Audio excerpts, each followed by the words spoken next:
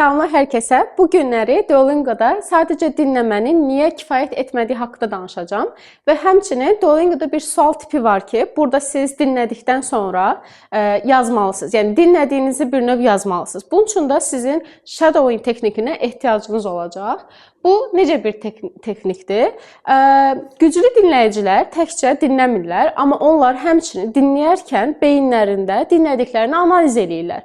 Məsələn, dinlədikləri speaker danışdıqca onlar da bunu təkrar edirlər, bir növ təqlid edirlər. Və bu halda onlar, məsələn, speakerin istifadə etdiyi qrammatika qaydasıdır, cümlələrdir, cümlə tipləridir, sözlərdir. Bunları bir növ təkrar edirlər. Bəlkə də ilk öncə başa düşmürlər, hansı ki çox normaldır.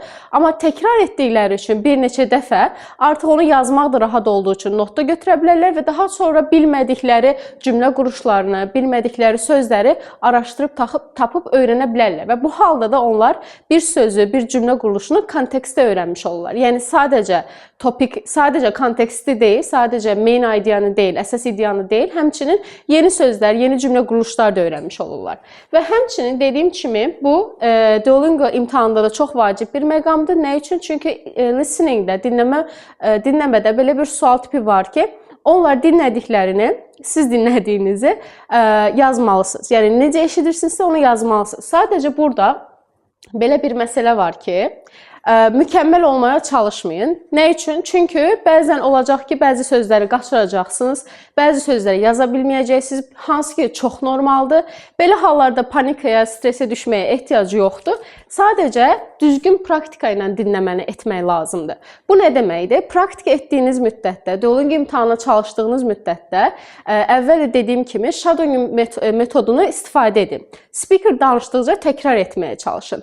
Bir neçə təkrardan sonra onu qeyd etməyə çalışın və qeyd etdikdən sonra bilmədiyiniz sözləri və cümlə quruluşlarını öyrənməyə və daha sonra o idea dəfələrlə 2 gün sonra, 3 gün sonra yenidən qulaq asmaya çalışın. Bu halda siz artıq bir dinləmə metodunu inkişaf etdirmiş olacaqsınız ki, bu sizə ümumilikdə ingilis dilini dinləməyə, dinləyərkən analiz etməyinizə kömək olacaq. Həm də Duolingo imtahanı götürəcəksinizsə, orada bu sual tipini çox rahat bir şəkildə həll etməyinizə kömək olacaq. Gəlin sizə 10 dəqiqəlik bir challenge verim ki, hansı ki, əgər videoyu bura qədər baxmısınızsa, evdə özünüzdə yoxlaya bilərsiniz. Hər gün 2 dəqiqə sadəcə bir dəfə qulaq asın. 5 dəqiqə o qulaq asdığınız audionu təkrar etməyə çalışın. 2 dəqiqə yenidən qulaq asın.